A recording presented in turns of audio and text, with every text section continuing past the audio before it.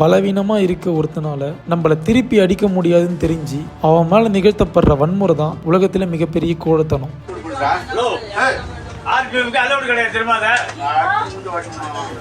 நீங்க பாத்துக்கிட்டு இருக்க இந்த ஒரு வீடியோல ஒரு ஹேண்டிகேப் ட்ரெயின்ல டிசேபிள் கம்பார்ட்மெண்ட்ல டிராவல் பண்ணிட்டு இருக்காரு. அப்போ நீடாமங்கலத்துல ஹெட் கான்ஸ்டபிள் அந்த ட்ரெயின்ல ஏறி குடிபோதையில அந்த ஹேண்டிகேப் கிட்ட பிரச்சனை பண்றாரு.